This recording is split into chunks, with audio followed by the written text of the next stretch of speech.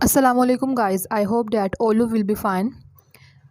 Friends, जैसे कि आप जानते हैं कि हमने 502 इंग्लिश स्टार्ट की हुई है, इंट्रोडक्शन टू लिंग्विस्टिक्स। इसके हमने जो लेसन नंबर 1 के जो टॉपिक्स हैं उनको डिस्कस कर लिया है। तो पहला आ जाए लेसन नंबर 1 की तरफ, तो इसका जो पहला टॉपिक था वो है इंट्रोडक्शन ऑफ लैंग्वेज, ये हमारा डिस्कस हो गया। ठीक है।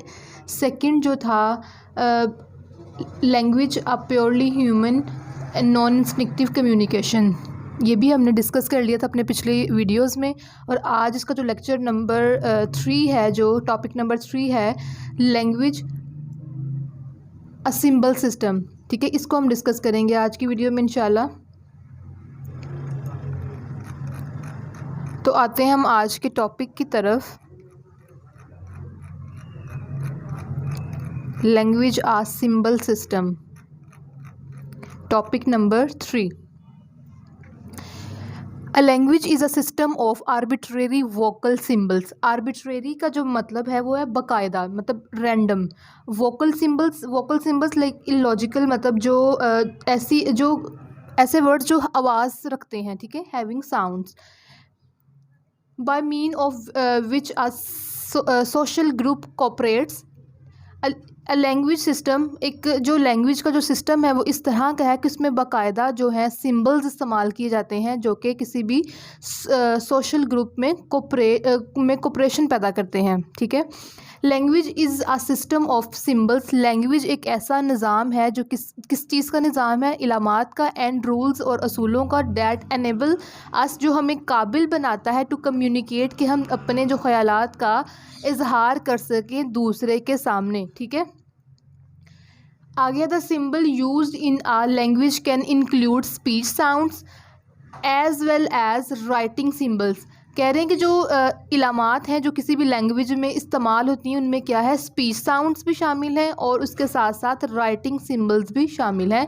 While the rules include grammar, pronounce, tense etcetera. Basically जो किसी भी जो कोई लैंग्वेज है उसमें 3 चीज़ें जो हैं वो अहम किरदार अदा करती हैं उसमें सेंटेंस फॉर्मेशन के लिहाज से। और वो कौन कौन सी हैं? वो ग्रामर है, ठीक है, वो प्रोनंसिएशन है, ठीक है, और टेंस है। मतलब टेंस हमारे क्लियर होंगे तो हम मतलब अपने सेंटेंस की फॉर्मेशन कर सकेंगे।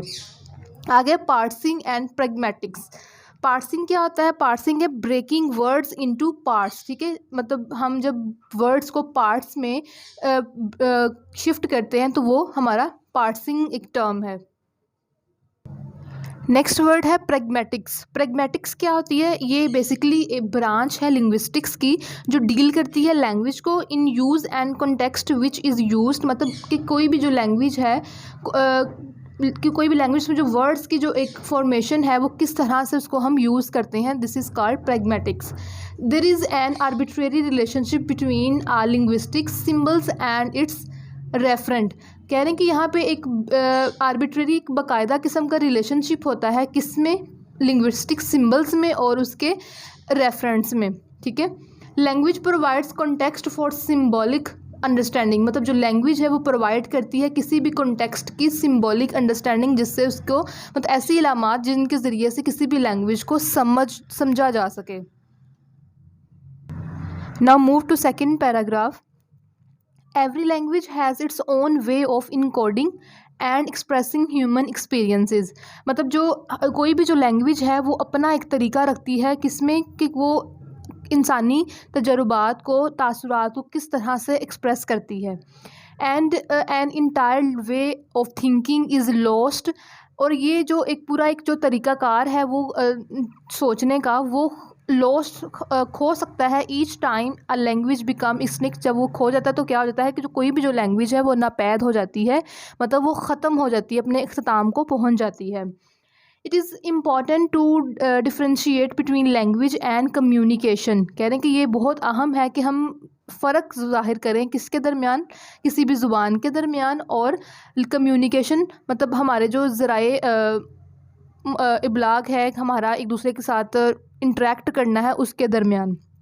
Communication is a process. Communication एक ऐसा अमल है whereby there is an exchange of information, मतलब जिसमें हम क्या करते हैं, अपनी जो हमारे पास मालूमात हैं उसको हम एक्सचेंज करते हैं। मतलब मुझे एक जो बात मालूम है तो वो मैं जब सेकंड पर्सन के साथ करूँगी तो मैं उसके साथ एक्सचेंज कर रही हूँ अपने व्यूज़ को, अपने ओपिनियंस को, ठीक है, अपनी थॉट्स को, between the sender and the receiver. और ये किसके दरमियान हो रही है, ठीक है, जो इन्फॉर्मेशन की तरसील वो हो रही है सेंडर के दरमियान और रिसीवर के दरमियान। सेंडर जो मतलब बात कर रहा है और रिसीवर जो उसकी बात को सुन रहा है, ठीक है, लिसनर।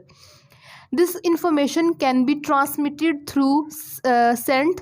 ये जो इंफॉर्मेशन है वो कहते हैं कि उसको ट्रांसफ़र किया जा सकता है किसके ज़रिए, सेंट के ज़रिए, सॉन्ग के ज़रिए, जेस्चर्स के ज़रिए, मतलब इशारात के ज़रिए, ठीक है, टोन के ज़रिए, राइटिंग, पेंटिंग और लैंग्वेज, ठीक है। Language is a symbolic form of communication. जो लैंग्वेज है वो एक अलामाती कम्युनिकेशन की एक शक्ल है।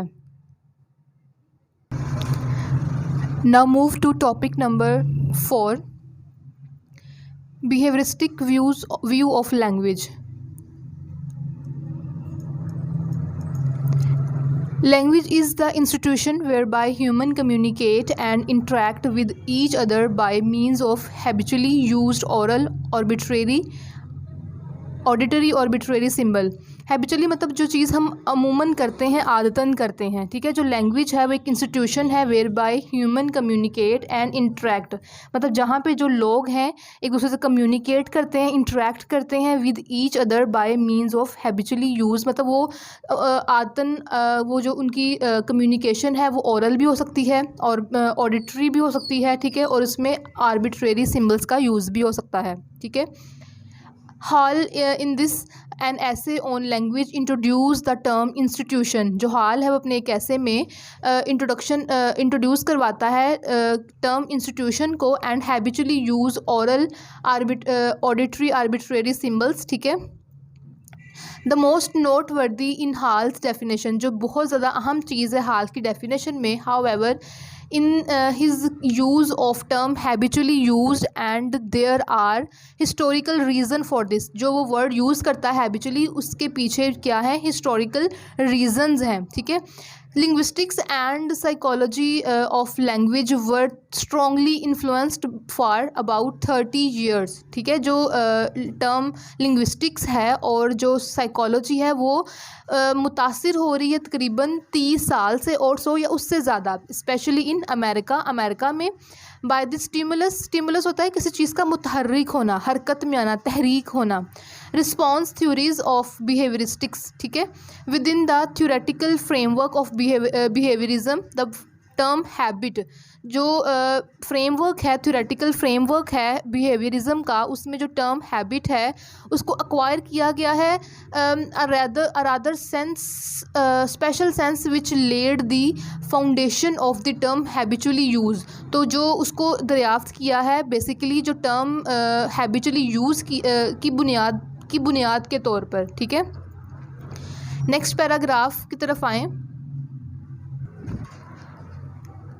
The term habit was used with reference to the habits of behavior that could be identified as predictable responses।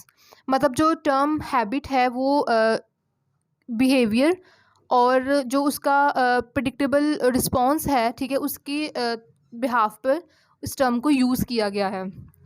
To particular stimuli, ठीक है, hall presumably means by language symbols the vocal signals that are actually transmitted from the sender to receiver। अब यहाँ पे हाल की जो उसने definition पीछे बताई थी उसको डिफ़ाइन किया गया है कि उसमें कोई भी जो लैंग्वेज है वो उसमें सिंबल्स को ट्रांसमिट किया जाता है, ठीक है, सिग्नल्स को ट्रांसमिट किया जाता है और जो ये ट्रांसमिशन जो है वो दो लोगों के दरमियान होती है, मतलब जो सेंडर है और जो सेकंड जो है वो receiver. In the process of communication and interaction, और ये जो प्रोसेस ये किस प्रोसेस में की जा रही है, कम्युनिकेशन के प्रोसेस में और इंट्रैक्शन के प्रोसेस में। Now it is clear that there is no sense of the term habit. अब यहाँ पे कह रहे हैं क्लियर हो गया है कि यहाँ पे जो टर्म हैबिट है उसकी कोई सेंस नहीं है, टेक्निकल और नॉन टेक्निकल। ना तो टेक्निकली उसकी कोई सेंस क्रिएट होती है और ना ही non technically. in which the utterances of language are either themselves habits or constructed by means of habits. ठीक है. If symbol is being use to refer not to language utterance, जो symbols हैं वो किसी भी ज़ुबान में रेफरेंस के तौर पर इस्तेमाल किए जाते हैं, बट टू द वर्ड्स और phrases it would still the wrong to imply that a speaker uses such and such a word. मतलब कह रहे हैं कि अभी भी ये जो वर्ड्स और फ्रेजेस हैं ये रॉन्ग कंसिडर किए जाते हैं जो अप्लाई किए जाएंगे स्पीकर्स की तरफ से. ठीक है. As matter of habit on such and such an occasion. So this was our today's video in which we have discussed two topics of lesson number 1. If you have any confusion regarding any sentence or any word of this